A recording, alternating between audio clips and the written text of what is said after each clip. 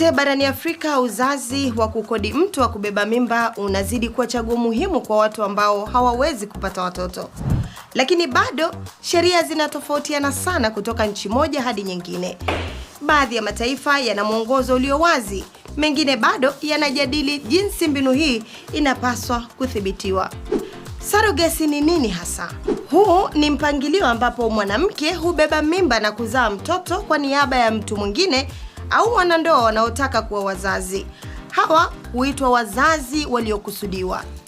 Leo mipangilio mingi hutumia teknolojia ya IVF. Kiini tete hutengenezwa kwenye maabara kisha huhamishwa kwa mama aliyekodishwa kubeba ujauzito. Hii inajulikana kama gestational surrogacy, yani urithi wa ujauzito. Kuna aina mbili za kukodisha mtu wa kubeba mimba: uzazi wa kujitolea.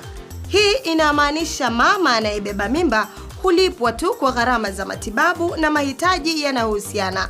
Kwa upande wa pili, uzazi wa kibiashara.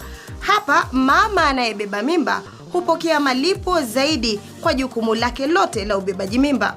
Sheria barani Afrika zinatofautiana sana. Kwa mfano, Afrika Kusini ina mfumo ulio wazi, makubaliano lazima yaidhinishwe na mahakama kuu kabla ya ujauzito kuanza, na mbinu ya kujitolea pekee ndiyo inayoruhusiwa. Katika nchi kama Kenya, Nigeria, Ghana na Uganda, surrogacy hufanyika, lakini sheria mara nyingi haziko wazi au bado zinabadilika. Mara nyingi mahakama na mikataba binafsi ndiyo husaidia kuamua haki na wajibu wa wahusika.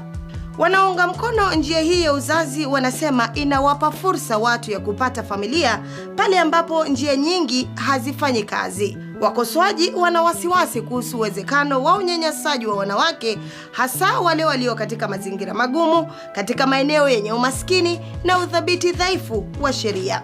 Pia imani za kidini, mila na maadili ya kijamii huathiri jinsi kukodi mama wa kubeba mimba kunavyotazamwa katika jamii mbalimbali. Pale ambapo sheria haziko wazi, changamoto hutokea. Wazazi waliokusudiwa wanaweza kupata ugumu wa kutambuliwa kisheria.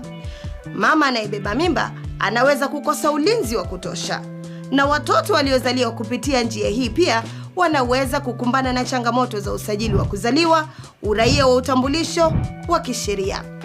Kadri mbinu za kisayansi zinavyoendelea kukua, nchi nyingi barani Afrika zinahitaji kutunga sheria zinazolinda haki za wazazi waliokusudiwa, mama wanaobeba mimba, na muhimu zaidi, watoto hawa. Mustakabali wa kukodi mtu wa kukubebea mimba barani Afrika unategemea jinsi jamii inavyosawazisha fursa za ujenzi wa familia na masuala ya kisheria, kimaadili na haki za binadamu.